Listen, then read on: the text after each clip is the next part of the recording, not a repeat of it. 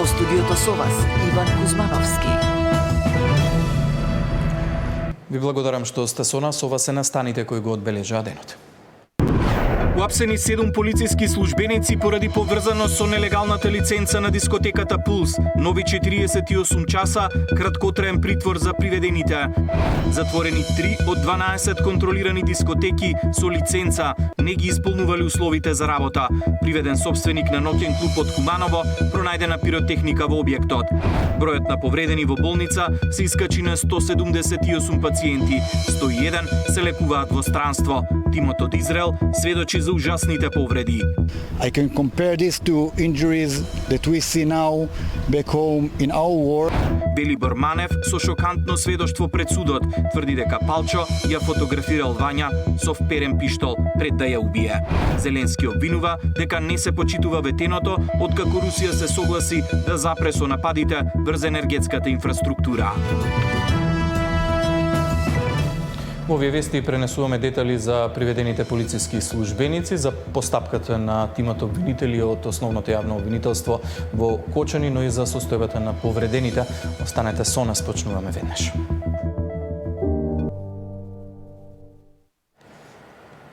Седум полициски службеници се приведени поради инволвираност во случајот со дискотеката Пулс во Кочани. Деталите пред малку на пресконференција ги соопшти министерот за внатрешни работи Панче Тошковски. Деталите ги има колешката Катерина Нешкова. Ја имаме во живо во овие вести. Катерина, кои се информациите, за што точно се работи, каква била инволвираноста на овие полициски службеници во целиот случај? Така е, нови дополнителни 7 осомничени за страотната несреќа која што се случи во Кочани. Се работи овој пат за полициски службеници. Според јавниот обвинител од специјализираното оделение за гонење на кривични дела сторени од полициски службеници, овие лица кои што всушност потекнуваат првично од полициските станици во Штип и во Кочани, всушност биле дел од добивањето на лиценцата од страна на ноќниот клуб кој што изгоре и во кој што всушност починаа 59 млади лица. При тоа тие му возможиле на ваквото правно лице да се стекне со лиценца за вршење на угостителска дејност, кабаре, и ако објектот не ги исполнил законските услови за работа. Осомничените сите заедно, како што соопштуваат од обвинителството, предизвикале значителна опасност за животот и телото на луѓето, овозможувајќи на кабарето да работи во субстандардни услови, при што на 16 март оваа година во објектот настанал пожар во кој починале 59, а 196 лица се здобиле со тешки телесни повреди, и бидејќи се работи за кривично дело, тешки дела против општата сигурност, обвинителот веднаш издал и предлог до надлежен судија за одредување на мерка притвор за сите 7 лица. Како што соопштиов дека министерот за внатрешни работи, сите 7 лица се обезбедени и тие ќе бидат однесени пред судија од претходна постапка. Инаку овие лица всушност не се истите оние кои што министерот вчера ги разреши, а се дел од СВР Штип и полициската станица Кочани, туку лица кои што иако биле дел од нив на раководни позиции, всушност биле дел од ова, како што викаат, соучественство во добивањето на дозволата и лиценцата за работа на ноќниот клуб од 2023 година. Еве што поединечно направил секој од овие лица. Првиот како главен инспектор за сообраќајни работи во оделението за полиција при СВР Штип, и вториот како самостоен инспектор за планирање, резервен состав, превенција и исправување со кризни состојби, констатирале дека кабарето ги исполнува законските услови во делот на заштита на јавен ред и мир и во делот на сообраќај. Третиот, како началник на оделение за полиција во СВР Штип, и четвртиот, како началник на СВР Штип, одобриле и подпишале известување до Министерството за економија во кој е констатирано дека кабарето ги исполнува законските услови и со тоа што не извршиле целосна поврака, пред да ја издадат и одобрат позитивната согласност за издавање на лиценца за кабаре, сториле незаконитост. Петтиот како документарист во ПСО на Кочани изработил телеграма во која не навел точни и целосни податоци дека во и близина на кабарето има пријавени нарушувања на јавен ред и мир и пријавени кривични дела, додека шестиот во својство на заменик командир и седмиот како началник на оделение за внатрешни работи Кочани, иако знаеле дека има повеќе пријавени нарушувања на јавен ред и мир во и близина на кабарето, истите вака изготвената телеграма ја одобриле и подпишале. Катерина, постојано се менуваат и информациите и податоците во однос на тоа кој се е опфатен во оваа постапка. Кои се последните информации, колку лица досега се опфатени во оваа постапка на истражните органи за утврдување на одговорност? Иван, ова нема да бидат последните, како што најави министерот за внатрешни работи Тошковски, кои што ќе бидат дел од групата на осомничени и опфатени со истрагата поврзани со несреќата. Имено тој денеска објави дека уште едно лице, актуелно раководно лице во Министерството за економија, кое што всушност работи на дел од изработката на овие лиценци, се работи за државен советник, колку што можевме неофицијално да дознаеме до ова министерство, исто така ќе биде дел од осомничените. Еве што вели министерот Тошковски за тоа што досега располага МВР и обвинителството во делот на лица за кои што се прави истрага. Вкупно со се оние лица кои што денес ќе бидат изведени пред судија на претходна постапка, тоа се 19 со лицето од економија и 7 началници и останати полициски службеници од МВР. Тоа ќе бидат, значи, вкупно 26. Но, ова не е затварање на списокот на осомничени. Зошто? Заради тоа што огромна документација се разгледува. Катерина, благодарам за овие последни информации од постапките на Министерството за внатрешни работи. Ние од пред МВР одиме пред зградата на обвинителството и судот во Кочани. Таму е колегата Зоран Јаневски. Зоран, нови информации пристигнаа денеска и од обвинителството дека дополнителна мерка краткотраен притвор од 48 часа определена за сите кои што досега беа приведени во постапката за утврдување на одговорност. Кои се последните информации? Така е, утринава јавното обвинителство побара продолжување на краткорочниот притвор во трајање од 48 часа за оние 16 лица кои пред 2 дена им беше одредена оваа мерка краткотраен притвор. А доцна попладнево Кочанскиот суд го прифати барањето на обвинителството и одреди дополнителни 48 часа за водење на истрагата на надлежните органи. Со ова тие остануваат во притвор овие 16 лица уште 48 часа. Во меѓувреме пак јавното обвинителство информираше дека во текот на вчерашниот ден изречен краткотраен притвор за уште 2 лица, а како што претходно информираше првиот човек на полицијата Панче Тошковски, во текот на денот побаран е притвор за уште едно лице вработено во Министерството за економија, кое што и во овој момент врши јавна функција. Бил направен и претрес во неговата канцеларија, па со ова вкупниот број на лица против кои се води некаква постапка ќе се искачи дури на 19. Инаку и денеска беше раздвижено овде во Кочанскиот суд и Кочанското јавно обвинителство со оглед дека неколку минути пред пладне пристигна тимот од 9 јавни обвинители формиран за истражување на трагедијата овде во Кочани. Имав прилика да разговарам накратко со јавниот обвинител Дарко Јакимовски од Скопското јавно обвинителство. Го запрашав дали ќе успее јавното обвинителство во овие дополнителни 48 часа да ги заврши сите потребни истражни мерки за да може да се отвори истрагата, за да се формира предмета против овие лица. Тој потврди дека најверојатно во следните 48 часа јавното обвинителство ќе објави првичната истрага како и кривичните дела за кои што ќе бидат гонети овие лица.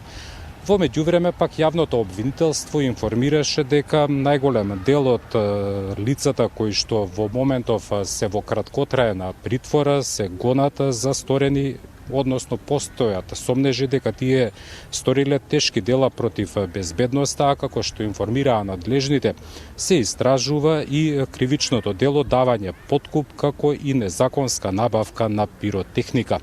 Разговарав и со првиот човек на затворот, истражниот затвор Шутка во Скопје, каде се наоѓаат дел од лицата против кои е одреден притвор. Тие во изминативе практично веќе 48 часа немале никаква посета, а таму, според информациите, се наоѓаат поранешниот министер за економија Крешник Бектеши, државната секретарка во Министерството за економија Размена Чекиќ Дуровиќ, како и поранешниот директор на Дирекцијата за заштита и спасување Беким Максути. Инаку меѓу уапсените и лицата за кои е одреден краткотраен притвор во трајање од 48 часа е и поранешниот директор на пазарниот инспекторат Горан Трајковски. И во текот на целиот ден си на терен во Кочани, имаше ли можност да видиш што во моментов се случува на местото на големата трагедија кај дискотеката Пулс? Завршен ли уведот веќе на оваа локација и дали е овозможен пристап до местото? Да, објектот се уште го обезбедува полицијата, меѓутоа за разлика од претходните денови сега можам слободно да кажам дека се дозволува поблизок пристап до објектот. Црвениот тепих на влезот од дискотеката и полуурнатиот покрив од пожарот сведочат за трагедијата која што се случувала во неделата рано наутро.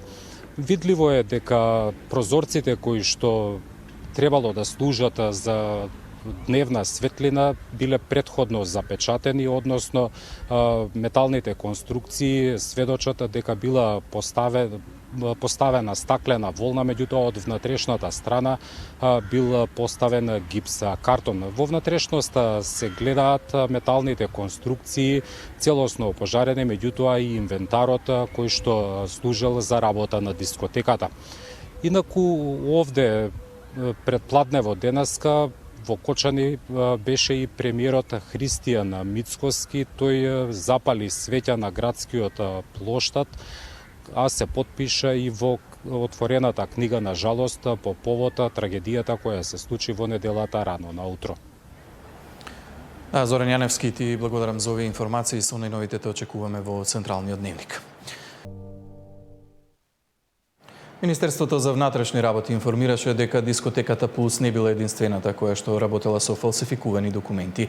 Инспекторите на Државниот пазарен инспекторат затвориле 3 од 12 контролирани дискотеки кои имаат активна лиценца. Било утврдено дека не ги исполнувале условите за работа. Полицијата пак информираше дека е приведен собственик на ноќен клуб од Куманово. Го затекнале додека внесува против пожарни апарати, а внатре во дискотеката била пронајдена пиротехника. 58 годишен кумановчанец е приведен откако полицијата го затекнала како од паркирано возило изнесува против пожарни апарати и ги внесува во својот ноќен клуб. Веднаш потоа полициски службеници влегле во објектот и внатре пронашле и пиротехнички средства. Лицето било лишено од слобода и во полициска станица во присуство на адвокат. Со него бил извршен службен разговор, а од инспектор за заштита и спасување издадени се прекршочни платни налози и издадено е решение за забрана за работа до отстранување на неправилностите, велат од МВР. За настанот бил известен и јавен обвинител. Во меѓувреме, 3 дискотеки се затворени оти не ги исполнувале потребните услови, иако имале важачка лиценца. Портпаролката на владата рече дека вчера биле направени контроли кај 12 објекти со активна лиценца.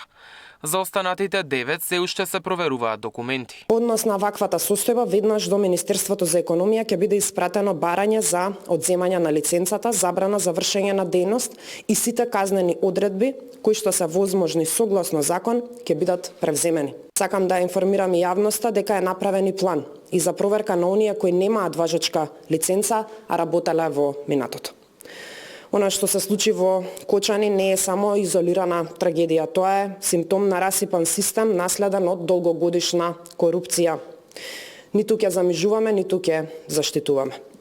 Сакам да истакнам дека ја разбираме фрустрацијата, луѓето бараат правда и ќе ја добијат. Митева вели на терен секој ден се над 10 тима кои вршат контрола. Проверките кои што се прават на утврдување на минимално технички услови и дека повеќе од 10 тима секојдневно токму тоа го прават.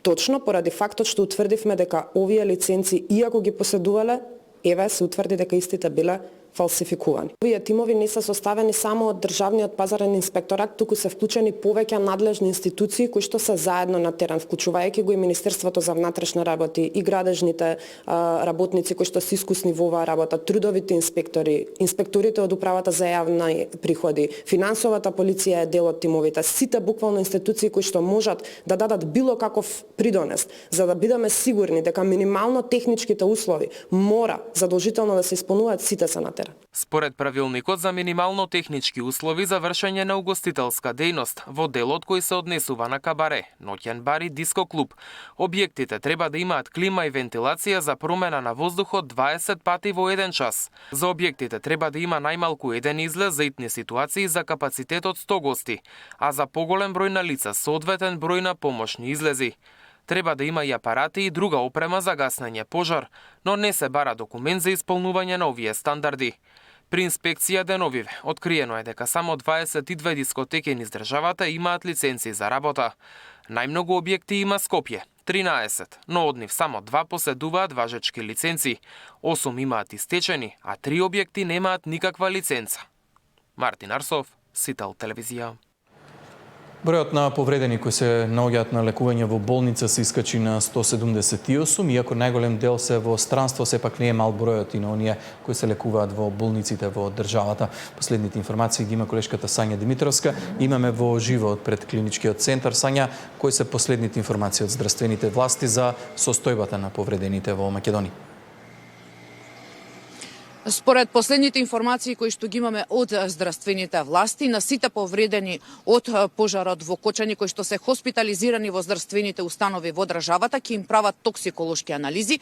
Како што велат лекарите, тоа е неопходно бидејќи повредените освен со изгореници вдишале и чад, а кровот во дискотеката од каде почна пожарот е од азбест и затоа од клиниката за токсикологија било побарано да направи список на сите токсиколози кои што ќе бидат доставени до здравствените установи каде има хоспитализирано повредени од пожарот во Кочани. Инаку состојбата на 77 пациенти кои што се хоспитализирани во македонските здравствени установи, според министерот за здравство е стабилна и тој вели дека дел од нив, односно еден во што е на клиниката за травматологија и двајца пациенти кои што се во Штипската болница, кои што се полесно повредени, можеби уште во текот на денешниот ден ќе бидат испишани, односно ќе бидат пуштени на домашно лекување. Овде предлагам да ја слушнеме изјавата на министерот за здравство и на директорот на 8 септември за состојбата на повредените кои што се овде во нашава земја. Добро е тоа што ги поминавме првите критични 72 часа, ни еден починат, нула починати од тие што ја преживеа кризата, трагедијата. Јас се надевам сите пациенти да закрепнат и полека од идните пресконференции да зборуваме само колку пациенти денеска си одат дома. Би сакал да ви информирам дека од денеска и рушките клиники ќе почнат да функционираат не со полн капацитет, туку тие што се онколошки пациенти. Во овие неколку денови не само што се мониторираше потенцијалното влошување на пациентите, туку мораа да се санираат и повредите на оние пациенти кои што не беа критични во прва фаза, ниту беа во животозагрозувачка состојба. Така што тие неколку процеси на триажа, понатаму на мониторирање на пациентите и прераспределба согласно на тежината на нивната клиничка слика одеа паралелно. А Сања, како што споменавме, речиси повеќе од половина се на лекување во странство во земјите од соседството и низ Европа. Каква е нивната состојба? Кои се последните информации? Најкритичните пациенти, оние со најголем степен на изгореници, се во медицински центри во повеќе од 12 земји. Според последните информации кои што ги добиваме од медицинските центри во странство, кај дел од пациентите кои што биле на механичка вентилација, повеќе не се на механичка вентилација, дишат самостојно, односно не со помош на апарати. Меѓутоа, за нивната состојба што велат лекарите кои се плановите на нашите здравствени власти за пациентите кои се во странски медицински центри, предлагам да го погледнеме прилогот кој што го подготви колегата Александар Динев. До крајот на денот уште тројца пациенти од ГОП 8 септември треба да бидат испратени на лекување во Шведска или Шпанија. Директорот на установата информираше дека тие не се во критична состојба, но третманот ќе го продолжат во странство поради изгорениците на телото. До утринава во 25 болници во 12 држави транспортирани се вкупно 101 повреден во големата несреќа во Кочанската дискотека. Здравствените власти засега не планираат испраќање други повредени надвор. Според директорот на Фондот за здравство, се прават планови следната фаза од третманот на хоспитализираните во македонските болници да продолжи тука. Тоа се трансплантациите на кожни графтови и можам да кажам дека на еден пациент во Солун веќе има направена трансплантација на кожа на рацете и дека веќе сме во контакт со фондацијата Холандија која има банка на кожни графтови за да веќе донесеме кожни графтови во Македонија за да почнеме да ја размислуваме реконструктивната фаза. Најголем дел од повредените се на лекување во Србија. Денеска во Белград беше и министерот за надворешни работи, за да се информира за нивната состојба. Првите пациенти кои излегоа надвор од нашата држава отидоа за Солун, Софија и Белград и потоа Ниш. Посакувам никогаш да нема потреба и се молам на Бог секој ден никогаш да нема потреба да ја возвратиме таа солидарност кој што вашата држава, вашите лекари и вашиот народ гледам секојдневно како ги покажува. Завчера ноќта двајца пациенти со воен авион беа пренесени во клиничкиот центар Љубљана. Са максимално трудно да би служили оздравување. На денешната пресконференција во владата директорот на ФЗО информираше дека според нивните податоци годишно поради изгореници во земјава се лекуваат 100 пациенти. Од 2017 само 5 случаи биле испратени во странски центри. Клековски најави дека ќе се направат анализи дали треба да се обнови центарот за изгореници во старата градска болница кој беше затворен во 2016 или ваквите случаи да се испраќаат надвора трошоците да ги покрива фондот. Александар Динев, Сител телевизија. Специјален медицински тим од Израел веќе неколку дена е во земјава. Во него се вклучени специјалисти за третман на изгореници, пластични хирурзи и медицински сестри. Тие им помагаат на македонските лекари. Во изјава за Сител велат дека станува збор за многу тешки повреди кои ги споредија со повредите од војната во Израел. Најавуваат дека лекувањето на пациентите ќе биде долго. Доктор Шапира, вие сте доктор со богато искуство и експерт за медицина во време на катастрофи. Што видовте кога дојдовте во македонските болници? No country can handle such an incident by itself and it needs help from other countries and I'm very happy to be able to assist. Our medical delegation team, which is about 15 persons with plastic surgeons, anesthesia, and nurses came in with leading professions in burn medicine and with multiple years of experience in order to assist. And thank you for having us and accepting us in helping you tackle this challenge. Колку директно сте инволвирани во третманот на пациентите кои што се хоспитализирани овде во македонските болници? Колку долго може да трае нивното лекување? So I'm highly involved in the treatment. Of course, we have our leading experts in burns treatment and plastic surgery with us. Our assessment, and this is based on the collaboration between all three hospitals that we are currently working here at the Central Hospital, in the 8th of September, and in St. Naum. We have persons treating patients in all three locations. The treatment phase is working currently very well. We're now at the acute phase, so we're basically cleaning the wounds, exchanging the dresses, implementing some advanced medical techniques in order to make the wounds better. But following that, there will be the chronic or longer phase of healing, which will need rehabilitation and continuous treatment. It can take several weeks, sometimes even months, for those patients to heal. But it seems to be in the right direction. Another thing that is concerning us in that specific incident is the fact that many of the patients, on top of their burns, had the injuries that are involved in smoke inhalation because of the close proximity and the stuff that was dripping from the ceiling. We see airway injuries that need some time to heal, but it's working relatively well. I can compare this to injuries that we see now back home in our war, but this is something different. It involves some chemical irritation to the lungs that this needs more time in order to heal. It really depends on the grade of the burns, whether it's a burn in grade 1, 2 or 3, which is depending on the depth of the burn, as well as on the area covered by the burns from the patient's body. There might be some issues with the rehabilitation of the respiratory process because of the chemical injury to the lungs. So I think that this system, the medical system here, needs to be planning for the next couple of months in order to treat those patients. Now, on top of that, we know that in such incidents where there's like a mass casualty event, we will need to address at a later point the continuous treatment, to do some skin transfer, skin grafting, maybe transfer patients to other countries in order to get advanced treatment. And of course, we're offering our support and our help if you need any patients even flown to Israel. Кој е вашиот став? Дали беше добра одлуката уште веднаш најкритичните пациенти да бидат транспортирани во странски медицински центри?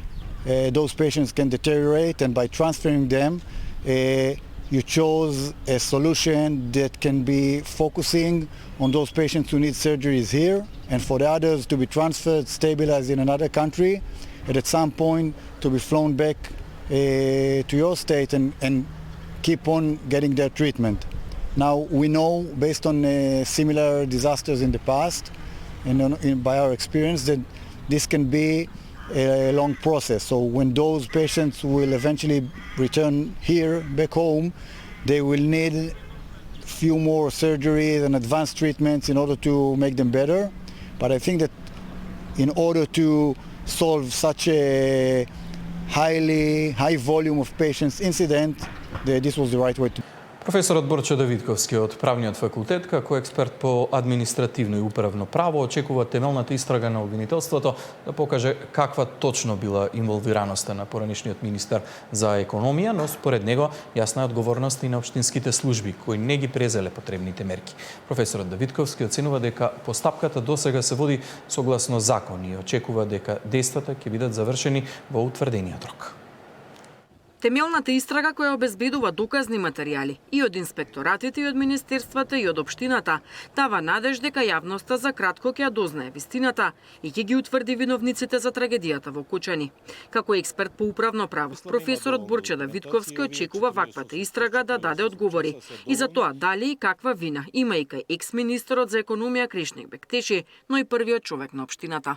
Има еведна два пати по 48-часовно задржување, бидејќи оно што беше кажано по телевизиите, лиценцата има подпишано друг.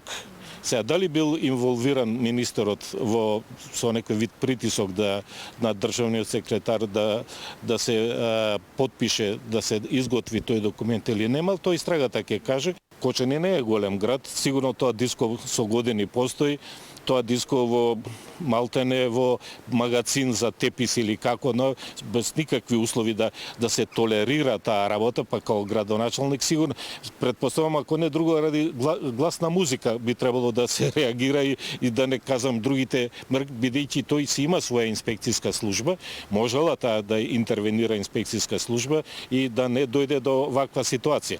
Тоа веќе ќе биде конкретно негово непреземање на активности. Инаку ова што се ја даде одговорноста е така наречена објективна, он одговара за состојбата во својата општина.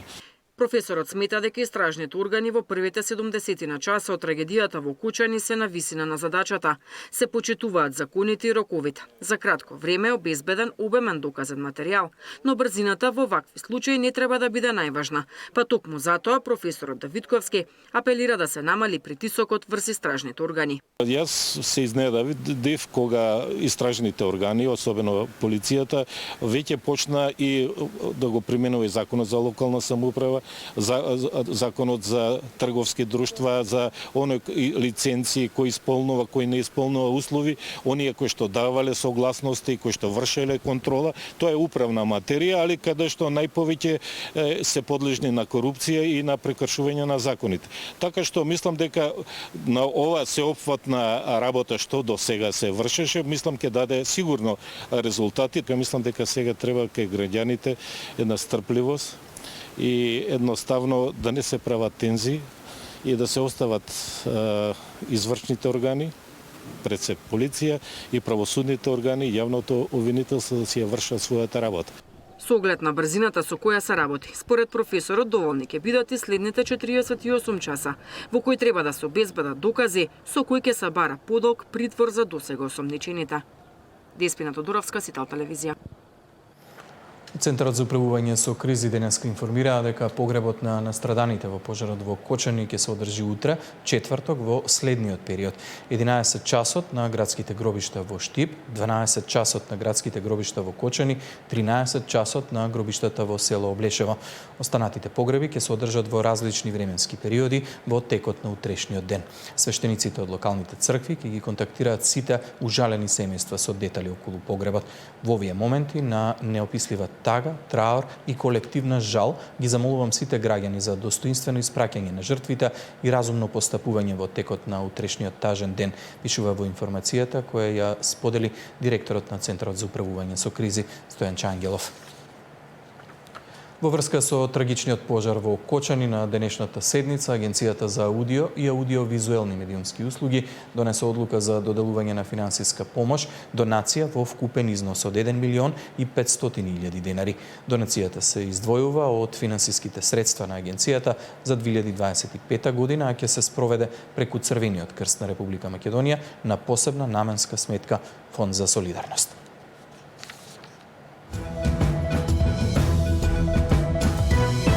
Четири дена по трагедијата во Кочани, што утврдија институциите за одговорноста на инспекцијските служби, може ли да се одговори на предизвикот и како да се врати довербата во институциите? Од тема на денот со премиерот Христијан Мицкоски.